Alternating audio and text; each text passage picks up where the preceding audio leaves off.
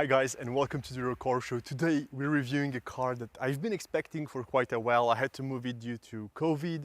I was supposed to test drive it in Spain on a racetrack. That would have been amazing, but guess what? COVID hit and it all got cancelled. Nevertheless, we have it here. This is the new Supra 2.0, the GR Supra 2-liter. I know, it's not the 3-liter, it's a different thing. Less horsepower, we get that. But nevertheless, I want to review this car because now we're doing it in the new format. And we haven't done that with the previous one, the 3-liter model. We'll go through all the options. We'll take a quick walk around, as you can see, nothing very extreme. And then we'll mostly focus on how this car feels to drive, especially in comparison to the 3-liter model. Is it worth it? Is it not? Should you get this one? Should you get the other one? I mean, you get the point. Yeah, so during the walk around, as you can see, this car has different wheels. Otherwise, in the back, we'll go back because I like walking around this car. It's so beautiful. There's not that much of a difference. Still the same diffuser, the dual exhaust outlets and everything. It's pretty much, you know, the same car, except the wheels where you can actually notice that, well, there's a difference here. I don't see much of a difference, to be honest, on the outside. And in gray, as you know, I had the other one, the 3-liter in red. Very beautiful car, but in gray it just gives it, I don't know, it's a bit more classy. It's very sporty, I know, it sounds weird, but I feel like this light gray on the Supra does look very, very good, especially in person. I don't know if camera is gonna do justice to this car, but I think that in person it is a gorgeous, gorgeous car. Again, as you can see, the car is a bit dirty. I've been struggling all week with the weather. I tried to give you something, you know, nice with sunny weather, but guess what? This is Belgium, not gonna happen. It's already a bit raining right now and the car is dirty because, well, you get the point. Nevertheless, I say, as usual, let's start with the engine. Let's open up the bonnet of this car. Give me just 1 second. And I just want to get the jokes with the BMW out of the way. I think we've made enough. The Supra is here to stay and we get it. It's a BMW underneath, but it's a very good car nonetheless. So this is the 2-liter petrol turbo engine sourced from BMW, we all know that, and that makes 258 horsepower and around 400 Newton meters of torque. This will help the car launch to 100 kilometers per hour in around 5 seconds, which is very quick. This is mated to the same old ZF gearbox, you know, from BMW again, but then not really, it's from ZF, right? So I know you say it's the same gearbox as the BMW, I know, but BMW sources its gearbox as well, so yeah, here you go. So what's the downside with this car is that you get about 100 horsepower less, but the upside is that this car weighs about 100 kilos less than the Supra 3-liter. We'll just close the bonnet, look at this. It's such a huge piece and it's very light. Boom. Very nice car. I really like the headlights, by the way. Again, I'm not gonna go in super detail because it's the same Supra, just different engine. So if you want more details, feel free to check out the 3-liter video. But if you don't, just stay with me, stick with me, because this one is gonna be more of a sporty ride. Let me take out the key so I can open the trunk of the car. I want to show you that right now. This is the key, by the way. There's the trunk that popped. And all that's left to do is get it up. See, as usual, I keep my bag as a reference. As you can see, this is my bag and this is the overall trunk. I mean, you can fit a fair amount of luggage. For a 2-seater, I think this is just more than enough. You have some storages and everything, and as you can see, it goes straight into the cabin. Here it's a bit dirty, it's not my fault. But yeah, you have the sound system here, which is JBL, by the way. You have the subwoofers, and overall, I think it's a very well proportioned trunk, giving the size of this car. Now, closing this back up, I'll just give you a view of the passenger seat, although it's the same as the driver, as you can see. Let's look a bit at the interior trim. It's leathery, it's well made, some piano black here, you know, the JBL speakers, and overall I think it's just a very well made car. I like this. The Supra logo here looks so nice, and overall you get it. It's very BMW like for the interior. The seats are a bit different. They don't really come with harnesses, it's more visual than anything else, but besides that they're very supportive and they give you also a lot of comfort. Overall you get some leather on the dash as well, so it's a very nicely built interior. I say let's move on to the other side. Close. Amazing, see? Magic. Now let's move on to the other side of the car, the driver's side. Again, same situation here. I'm not gonna go into details. You know how to open and close a window, I hope. If not, I don't know. It's quite simple. It's again electric seats with memory and all that. You can set up all the adjustments. They adjust in so many ways, and they're again very comfortable and also very supportive. But that's not the whole point of this review. I just hit my head. That's amazing. See, those are the new controls from BMW for the headlights and everything. Those changed. Again, I know BMW goes again in this, but it's not, I'm not saying this in a bad way. I just think that BMW materials are good, and therefore adding this in the Supra just makes sense because you want a good car at a competitive price. So to me, it all makes sense, but I don't know, it's to you. Again, steering wheel controls, very BMW-like. I know, BMW. But that's where you get your limiter, your cruise control, you know, blinkers. Do they work on this car? Ah, man, they work. See, this, you don't get that in a BMW. Nevertheless, you have paddle shifters up and down. And overall, it's a very nice interior. Here you can see, you know what? Let's first move on to the center console, and then we'll talk a bit about the gauges. Here you have two cup holders, very basic, some storage here. And then again, in the back, you have an open access to the trunk. Here you get the, well, handbrake, sports button, the start-stop control, and all that safety systems like, you know, collision prevention and all that stuff. I'll show you that in a minute. Here you have the controls for the iDrive, and there you have some USBs and of course wireless charging, which is a nice thing. Climate control, again with heated seats. So it's all very, I know, very BMW and very BMW, but it's very good. Now let's start up the car. Nice. Let's turn on the music and let's look a bit at the menu. It's again touchscreen, very nice, very responsive. You have media, you have navigation. It's super quick, super responsive. You can also control it again from here if you want map here. Well, vocal commands and all that apparently. No, it's, you know, it's a very nicely optioned car. Let's go again, menu and, you know, communications, all those, everything. I don't know. As you can see here, it shows that, well, no connection. Great.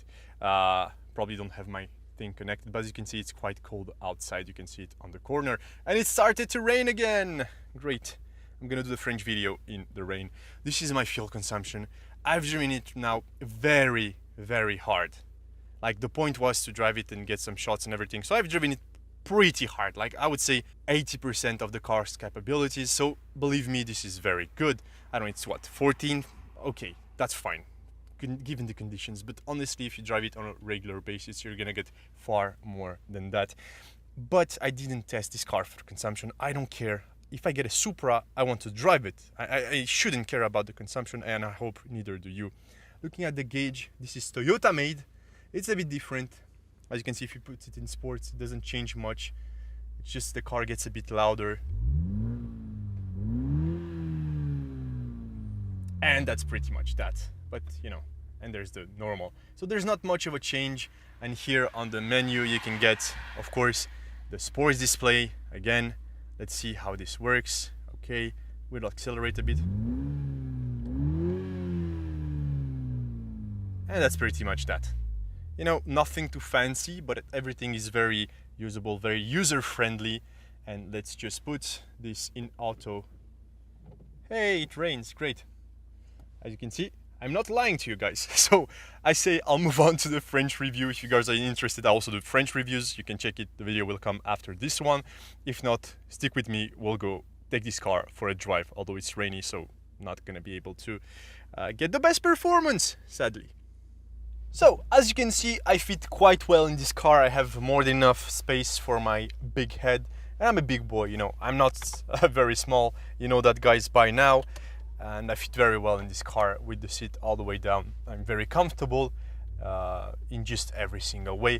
I say let's take this car now for a drive. It's raining outside. I'm not gonna put it in sports because I think it would be a bit pointless. Now it's very, very wet, plus it's very cold outside. So I don't think it's the best idea. The car is quite slippery, especially with the Pilot Super Sports on it. Now, see, let me adjust this. Perfect.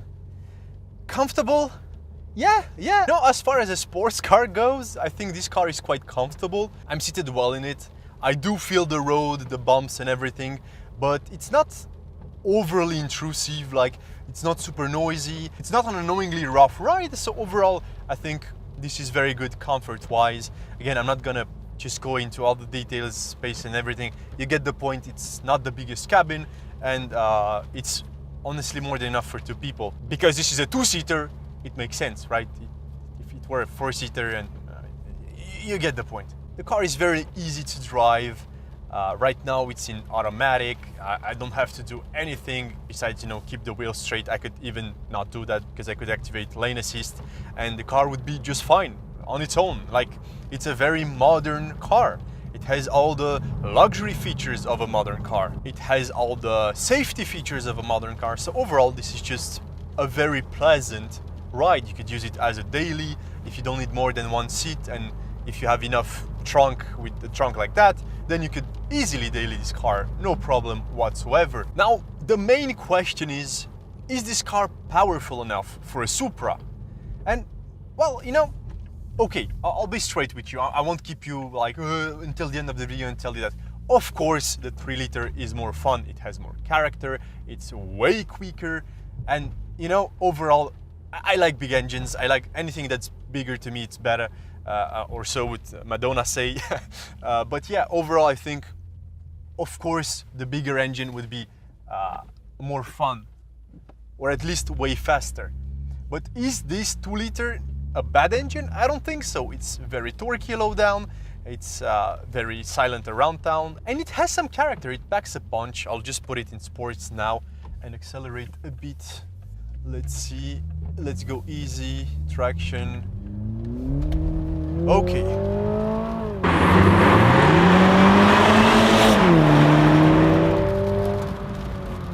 See, this is not a slow car. It's anything but slow. I'll just put it back in normal because it gets a bit noisier when I go to sports. So this is not a slow car. This will go. Because we have the tendency to think that, oh, 258 horses, but that's nothing. Like my daily driver SUV has that. Yeah, but this car is quite light. It's in 1.3 ton or thereabout. It's lighter than the 3-liter, and you can feel it. Like, it's very nimble. It's super agile. Like, even on rain now with these tires, like the car moves like crazy. It's just right on point. Like, the steering is amazing, and overall the chassis just, it's begging you to drive it fast. So it gives you that much more confidence. Yes, it will be a bit tail happy if you don't control your acceleration and you just go crazy all the time, especially in weather like this. But overall, it's a very manageable car, way more than the 3-liter, which is way snappier, to be honest. The 3-liter, if you don't know the car and you just floor it, you stand a large chance to end up in a wall, especially during weather like this. It's like what? It's 1 degree outside Celsius, and I'm not on winter tires. It's raining like crazy, probably gonna start to snow in a bit. So yeah, honestly, this is very manageable, and this is what I like about this one. It feels lighter, especially in the front, and I like that. I like my cars to be very balanced, and this car is very balanced. And also, I think everything else is on point. The gearbox is on point, like manual, bam, bam, there you go. It's super responsive if you put it in manual. You know what, this is a Supra. Yes, of course it's a Supra, and you're like, but the Supra needs to be that, and it has to have the Supra engine. Fuck it. BMW's engines are amazing, and they're super tunable. The chassis is amazing. The car's interior is great. The iDrive works perfectly. Why the fuck do you complain? Like, what's there to complain about? Oh, this is an amazing car at lower costs. Oh, let me complain because fuck off. It's partially made by BMW. So what? Tell me, please tell me in the comments, so what? Let's move on back on the road and accelerate in normal. Man, this is just a snappy car, and it handles so well. Like, you can see, it doesn't move much. Again, in comparison with the 3-liter, which is a bit less stable, in my opinion, especially in weather like this. This is way more planted, and I love it. I was expecting it to be a drag, especially after driving the 3-liter, but no, it's not. It's a fun car, and with some mods, this is a very, very fast car. This is something, this could be an amazing track weapon. I won't say budget track weapon, because although this is like what, there's a $5 difference between the two. And if I were to pick, of course, I would pick the 3-liter, and maybe so should you. But there's people, and especially in countries like Belgium, where taxes are way higher on a 3-liter, where its maintenance is gonna be more costly, and everything is gonna be less cost efficient. And maybe you do care about that because you might be able to afford the car. Again, if you can afford the car, it's your finances, you decide for yourself. So if I were to pick it, yes, I would pick the 3-liter because, well, it's faster and it makes a better noise. That's just it for me. I'm one of these guys. If you're all about, I don't know, chassis and balance, if you want to track your car, or I don't know, if you just want to mod it a bit and have a very cool, fun car that won't ruin you in taxes and that will be a bit more economical than a 3-liter, sure, yeah, this is a car for you. I think this would kill on track with some simple mods. I think this would be maybe even a better track car. I'm not saying that if you're on a fast track, but on a tight track with corners all the way around, or like on a mountain road, I think this car would be as fast and as fun as the 3-liter. The 3-liter just picks up better, and that's just it. Otherwise, it's the same car. And I love the 3-liter, so of course I have to love the 2-liter because it's basically the same car. And people notice you as much. If that's something you care about, of course you'll be noticed in the 2-liter as well. Now I think that's pretty much all I had to say about the 2-liter Supra. There's not much else I could tell you. You know what? I could give you some POV drive, that would be amazing, and accelerate like this.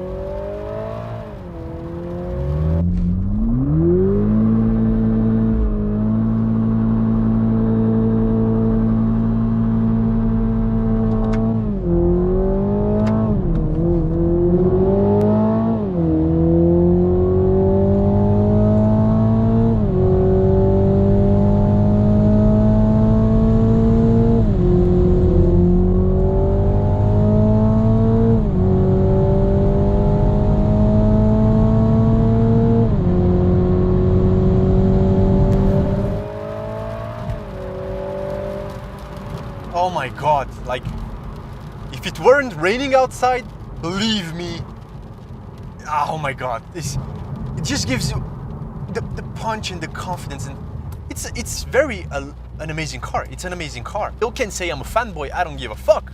I just like this car.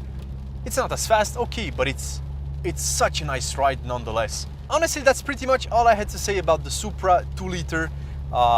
Would I pick it over the 3-liter? No. If I can afford the 3-liter, of course I'll pick the 3-liter.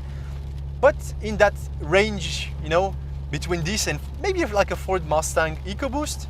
I know the EcoBoost is technically faster on paper, but I'm not sure it's faster in real life. We should set up a drag race between the EcoBoost and this car. How about you leave me a comment and tell me if you want to see that? Because that might be arranged. Maybe not right now, but we could arrange something like that if you guys are interested. I mean, that could be a good idea, right? That could be a fun idea. So why not do it? Leave a comment. You know, if you guys leave, I don't know, maybe if this video reaches, let's set something like a goal. What would be a nice goal in likes? A nice goal in likes would be what? Let's say if this video somehow gets 2,000 likes, not much more, just 2,000 likes. We'll do the drag race between the EcoBoost and this Supra on a proper racetrack and get it organized and everything. I think that would be a cool idea. If you guys have any more questions about the Supra, the 2-liter, don't hesitate. I'm available in the comments or on Instagram at EuroCarShow. And yeah, don't forget to subscribe. That's what allows me to get these amazing cars and review them for you guys. So yeah, just a quick subscribe. It's free for you and it helps us tremendously. So please, if you can afford it, do it. It's free, so you technically should be able to afford it, right? Right. Anyways, that was a pleasure as usual. Looking forward to see you guys in the next video. And well, as usual, ciao.